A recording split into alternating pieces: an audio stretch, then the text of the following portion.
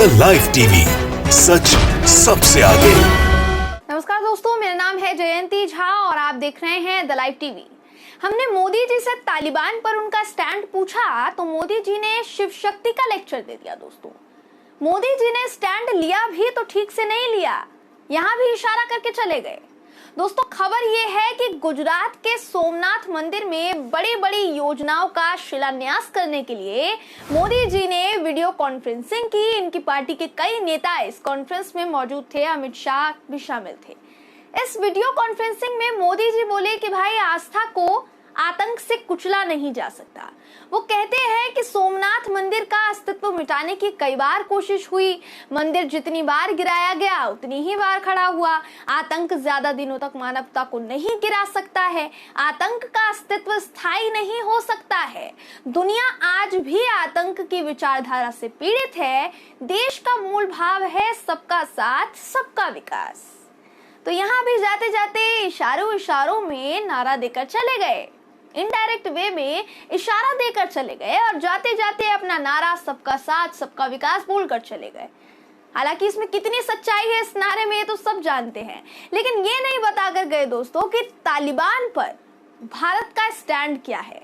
अब भले ही मोदी जी ने तालिबान पर अपना कोई स्टैंड ना बताया हो, लेकिन दोस्तों गोदी मीडिया चैनल जी न्यूज ने बड़ी बड़ी हेडलाइन के साथ ये लिख दिया कि मोदी ने तालिबान को बता दिया कि उसका अंजाम क्या होगा। देखिए, आपके स्क्रीन पर जी न्यूज का थंबनेल हम दिखा रहे हैं। इस थंबनेल में देखिए क्या कुछ लिखा हुआ है, कितनी बड़ी बड़ी हेडलाइन है। मतलब झूठ की उपज की भी तो किस हद तक नीचे गिर गया ये चैनल, इस बात का अंदाजा लगाइए। दोस्तों, आपको ये वीडियो दिखा देते हैं कि मोदी जी ने इसमें क्या कुछ कहा है। शिव शक्ति का लेक्चर दिया है, जरा सुन लीजिए मोदी जी क्या कह रहे हैं। देखिए वीडियो। जो तोड़ने वाली शक्तियां हैं, जो आतंक के बलबूते साम्राज्य खड़ा करने वाली सोच है, वो किसी कालखंड में कुछ समय के लिए भले हावी हो जाए, लेकिन उसका अस्तित्व कभी स्थायी नहीं होता। वो ज्यादा दिनों तक मानवता को दबाकर नहीं रख सकती। ये बात जितनी तब सही थी जब कुछ आतताई सोमनाथ को गिरा रहे थे, उतनी ही सही आज भी है जब विश्व ऐसी विचारधाराओं से आशंकित है। साथियों, सोमनाथ तो सदियों से सदाशिव की भूमि रही है और हमारे यहां शास्त्रों में कहा गया है, शम करोति सह शंकरः, अर्थात जो कल्याण को, जो सिद्धि को प्रदान करे वो शिव है।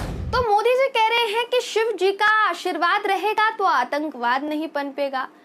हम दोस्तों मोदी जी से जुड़ा कोई बायस्ड आइडियोलॉजी का सबूत नहीं देते हैं कि मोदी जी बायस्ड आइडियोलॉजी रखते हैं, ऐसा कोई दावा नहीं करते, ऐसा कोई सबूत नहीं देते। लेकिन जब मोदी जी खुद ही अपनी पोल खोल दें तो हमें वो सबूत तो आपको दिखाना पड़ेगा ना, क्योंकि आप हमारे दर्शक हैं। अब चुनाव आ रहे हैं दोस्तों, और चुनाव में मोदी जी हिंदू कार्ड ना खेले ऐसा तो हो नहीं सकता, सवाल ही पैदा नहीं होता। आस्था तो ईश्वर की होती है, अब चाहे वो शिव की हो, अल्लाह की हो, जीसस की हो या फिर महावीर की हो। आस्था सिर्फ एक धर्म की नहीं होती मोदी जी।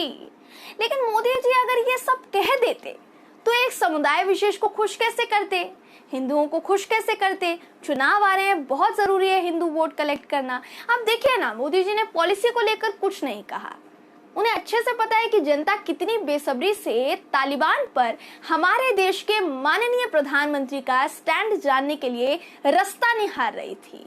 लेकिन मोदी जी आए और एक जुमला देकर चले गए। जनता ने शिव भगवान पर आपका प्रवचन नहीं मांगा था ना मोदी जी, लेकिन हर जगह धर्म की राजनीति करने से कहां मोदी जी बाज आते हैं। बिल्कुल सवाल ही पैदा नहीं होता। जहां पॉलिसी बतानी चाहिए वहां शिव और अमरनाथ की बात करते हैं। मोदी जी को सत्ता में रहने का कोई हक नहीं है, बल्कि सीधा ऐसा करना चाहिए। उन्हें एक सलाह है कि कमंडल उठाइए और हिमालय की शरण में चले जाइए।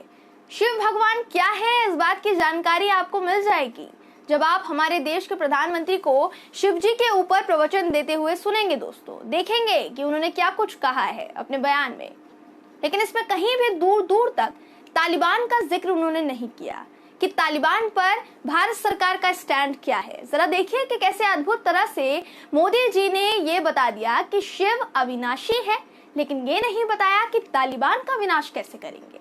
वीडियो दिखा देते हैं आपको, देखिए। शिव अविनाशी है, शिव अव्यक्त है और शिव अनादि है, और इसलिए तो शिव को अनादि योगी कहा गया है। इसलिए शिव में हमारी आस्था हमें समय की सीमाओं से परे हमारे अस्तित्व का बोध कराती है, हमें समय की चुनौतियों से जूझने की शक्ति देती है। और सोमनाथ का ये मंदिर हमारे इस आत्मविश्वास का एक प्रेरणा स्थल है। इसके बाद भी आगे बोले तो सिर्फ मंदिर का अस्तित्व ही बताते चले गए। कहते हैं कि सोमनाथ मंदिर ज्ञान का प्रतीक है, विश्व भर में इसकी पहचान है, लेकिन विश्व में भारत की कैसे खिल्ली उड़ रही है मोदी जी की बदौलत, ये नहीं बताया हमारे प्रधानमंत्री नरेंद्र मोदी जी ने। ये वीडियो भी दिखा देते हैं दोस्तों आपको, देखिए। एक ऐसा स्थल जिसे हजारों साल पहले हमारे ऋषियों ने प्रभास क्षेत्र यानी प्रकाश का, ज्ञान का क्षेत्र बताया था।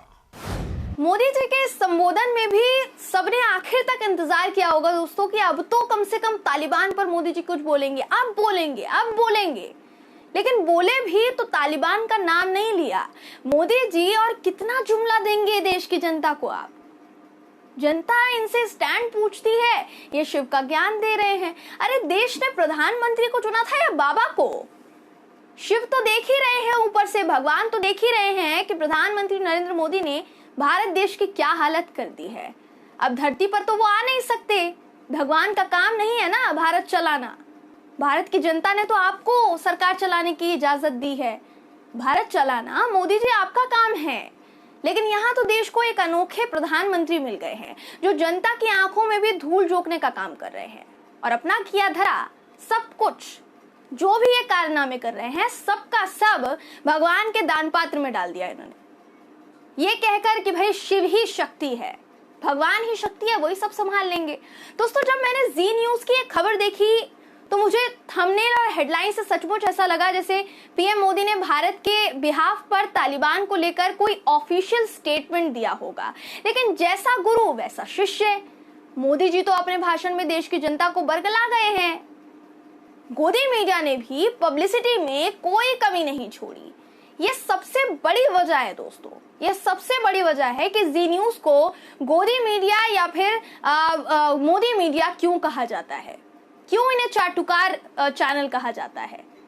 लगता है अभी और आपको इंतजार करना पड़ेगा, पूरी देश की जनता को इंतजार करना पड़ेगा मोदी जी के बयान का, क्योंकि बातों बातों में मोदी जी ये भी कह गए दोस्तों कि आतंकवादी ताकतें थोड़े समय के लिए हावी होती है लेकिन स्थायी नहीं होती। मतलब मोदी जी अभी तालिबान के भारत पर हावी होने का इंतजार कर रहे हैं, जैसे ही वो अस्थायी हो जाएगी मोदी जी ऑफिशियल स्टेटमेंट दे देंगे। इसी बात का इंतजार हो रहा है। देश के प्रधानमंत्री तालिबान का नाम तक नहीं ले पा रहे हैं और तालिबान आतंक मचाना नहीं छोड़ रहा। क्या ऐसा ही प्रधानमंत्री चुना था देश की जनता ने? क्या आपने ऐसा ही प्रधानमंत्री चुना था? क्या हमने ऐसा ही प्रधानमंत्री चुना था? इस सवाल पर और इस खबर पर आपकी राय बहुत जरूरी है, इसलिए अपनी राय कमेंट बॉक्स में कमेंट करके जरूर बताइएगा। अगर आपको ये वीडियो पसंद आई हो तो वीडियो को लाइक और शेयर करना ना भूलें। फिर मुलाकात होगी आपसे किसी ऐसी ही खबर के साथ, तब तक के लिए नमस्कार। द लाइव टीवी, सच सबसे आगे।